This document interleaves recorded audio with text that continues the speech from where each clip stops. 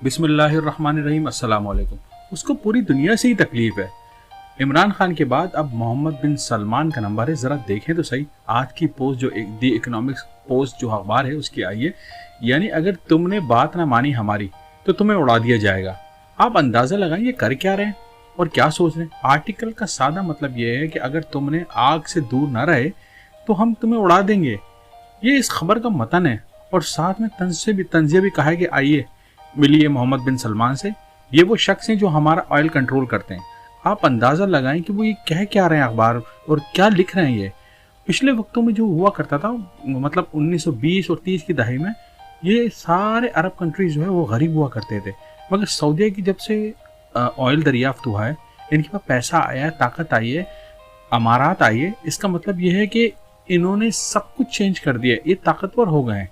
मतलब 500 अरब डॉलर के जो बता रहे हैं इनके एसेट बाहर ममालिक में पड़े हैं। अखबार ने यह भी कहा है कि मोहम्मद बिन सलमान बहुत ही छोटे यंगस्टर हैं, 36 साल का नौजवान है और लीडर बन गया है। और सऊदीया की जो पॉपुलेशन है, देखिए सऊदीया की जो पॉपुलेशन है वो उसका जो अक्सर जो बेशतर हिस्सा है वो यूथ पे मुहित है और मोहम्मद बिन सलमान को लाइक करता है और लीडर भी मानता है। असल में अमेरिका को जो तकलीफ हुई है वो बाइडेन के लास्ट विजिट पे हुई है, क्योंकि क्या कमाल की बेइज्जती की है उन्होंने सामने बिठा के मोहम्मद बिन सलमान ने। आपने फेस रीडिंग तो कर ही ली होगी। इसके बाद वो शानदार लीडर बन के उभरे हैं और पाकिस्तान समेत पूरी दुनिया के मुसलमानों ने इनको बैक किया है, उनको बैक करते हैं। और क्यों ना करें, क्योंकि उन्होंने मामूल के बरखिलाफ अमेरिका के सामने खड़े हुए हैं। और क्या अमेरिका हमारा माई बाप है, हमारा बाप लगता है, हमें रोजी देता है? रोजी तो अल्लाह देते हैं। आप ये देखें कि इस बेइज्जती और नाकामी के बाद वो जंगली हाथी की तरह सूंड मारते फिर रहे, जंगली हाथी की तरह सबको कुचलने की तरह कोशिश कर रहे हैं और पागल हुए चले हैं। देखिए वो शुरू से ही सऊदीया और सऊदीया के तेल पे कब्जा करना चाहते थे, ये उनका ख्वाब था।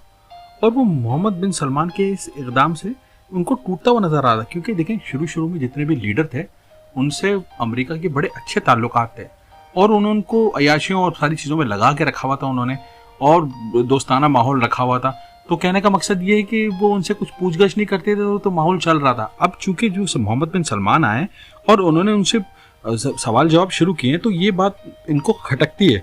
अब आप ये देखें कि वो घटिया किस्म के प्रोपेगंडे पे उतर आए और उन्होंने शुरू कर दिए, धमकियां दे रहे हैं। और पाकिस्तानी अवाम याद रखिएगा कि सऊदीया के साथ खड़ी है। अमेरिका ने किसी किस्म की ऐसी वैसी हरकत करने की कोशिश की। मुसलमान तो तैयार ही हैं शुरू से अपने मुकद्दस मकामात की हिफाजत के लिए। आप देखें सऊदीया और मोहम्मद बिन सलमान के खिलाफ पूरे आर्टिकल लिखे जा रहे हैं जिसमें जेलसी बिल्कुल साफ नजर आ रही है।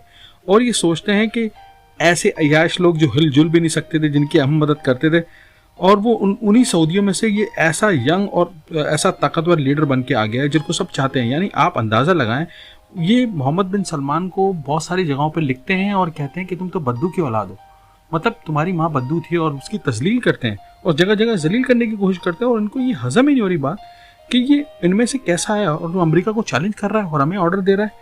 तो याद रखिएगा कि अमेरिका के सदर की बेइज्जती जो है वो उन्होंने बर्दाश्त नहीं होने देनी। देखिए अगर किसी भी मुल्क का सरकारी डेलीगेशन जाता है किसी कंट्री के अंदर भी, तो उसके ऊपर पूरी दुनिया की नजरें होती हैं, पूरी दुनिया देख रही होती है हर इकदाम को। ये तो फिर अमेरिका है, सुपर पावर है। जिस तरह से इन्होंने बाइडेन की बेइज्जती की है उसको ये बात हजम ही नहीं हो रही। आप ये देखें कि इन्हीं हरकतों की वजह से बाइडेन की और अभी जो नई गवर्नमेंट आई है उसकी वजह से जो है वो मोहम्मद बिन सलमान जो है वो बिल्कुल उनके बरखिलाफ हैं। आप इससे पहले देखिए अमेरिका के सदर थे डोनाल्ड ट्रंप, कितनी अच्छी दोस्ती थी, फ्रेंडशिप थी मोहम्मद बिन सलमान की, इमरान खान की भी इवन। आप देखें ये किसी से ढकी छुपी बात नहीं है। मोहम्मद बिन सलमान है वो एक मजबूत लीडर बन के उभरे हैं। वो अपनी आवाम और जनरेशन के अंदर उनको लाइक किया जा रहा है, उनको सपोर्ट, उनको बैक है, बल्कि पूरी दुनिया के मुसलमान जो है उनको लाइक करते हैं क्योंकि उनका विजन बड़ा डिफरेंट है। वो अपने मुल्क समेत और सारे जितने भी उम्मत मुस्लिमा है उनको लेके चल रहे हैं, सब लोग प्यार करते हैं। और दूसरी बात यह है कि अमेरिका को प्रॉब्लम यह है कि वो इतना सा बच्चा है, वो हमें ऑर्डर कर रहा है। अमेरिका को तो ना सुनने की आदत नहीं है। अब चूंकि मोहम्मद बिन सलमान कहते हैं ये हमारे एसेट है, हम करेंगे। यही हुआ कि डेलीगेशन जब चला गया अमेरिका का, जो बाइडेन का, तो उसके बाद जो है रूसी सदर से इनकी बात हुई और उन्होंने कहा कि हम ऑयल कंट्रोल करेंगे क्योंकि एसेट तो हमारे हैं। अब आप इस चीज़ का अंदाज़ा लगाएं कि सऊदीया का तेल वो अमेरिका जाता है, वहाँ रिफाइन होकर आता है, मतलब डबल चार्जेस वहाँ के। अब आप ये देखें कि अमेरिका जो है दुनिया के अंदर दूसरे नंबर पे सबसे ज़्यादा उनके पास ऑयल प्रोड्यूस होता है, तो वो अपना वो तेल तो इस्तेमाल करते नहीं है, उन्होंने संभाल के रखा हुआ है। जी अगर ऐसा है तो आप इस्तेमाल करें, क्योंकि वहाँ पर जाहिर सी बात है इतना खर्चा होता है।